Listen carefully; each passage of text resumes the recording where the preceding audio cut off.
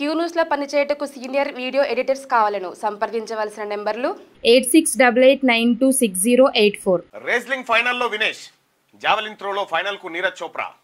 Indian star wrestler Vinesh Phogat అద్భుతం చేసింది. మహిళల 50 కేజీల విభాగంలో ఒకే రోజు 3 బౌట్లలో ఖతర్నాక్ విజయాలు సాధిస్తూ ఫైనల్ చేరి పథకం ఖాయం చేసుకుంది. ఒలింపిక్స్ చరిత్రలో ఫైనల్ చేరిన దేశ తొలి మహిళా రెజ్లర్ గా చరిత్ర సృష్టించింది.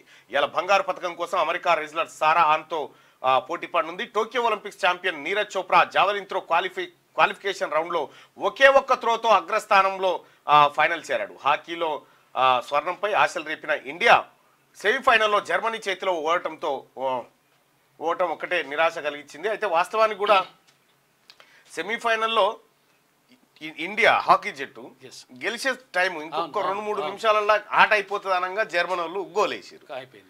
అప్పటికి 2-2తో ఈక్వల్గా ఉంది. జర్మనీ ఓ దాంతో మిస్ అయిపోయింది.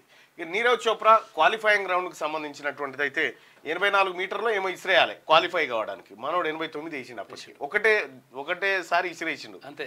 ఇసిరేస్తే అయితే సింగిల్ టేక్ లోనే టాపు ప్లస్ అంత ఎవడేయలే, మళ్ళీ అంతే బంగారు పథకం దాకా పోతుంది అది లెక్క. అంటే ఒక రకం ఏంటంటే వరల్డ్ రికార్డ్ ఎంత జావెలింగ్ త్రోలో అంటే 98 మీటర్లు, మనోడు 89 వేసిండు.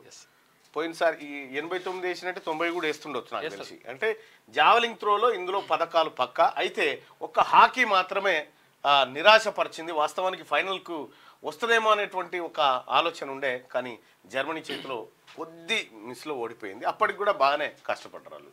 సో వీళ్ళు ఎవరైతే ఈమె ఉంది కదా వినేష్, ఈ వినేష్ వీళ్ళంతా ఢిల్లీ రోడ్ల మీద మహిళలకు రక్షణ కావాలి స్పోర్ట్స్లో అని చెప్పి రోడ్ల మీద అంటే పోలీసు వాళ్ళు ఈడ్చుకపోయారు చూడు, ఆ బిడ్డనే. క్యూ న్యూస్ లో పనిచేయటకు సీనియర్ వీడియో ఎడిటర్స్ కావాలను సంప్రదించవలసిన నెంబర్లు 8688926084.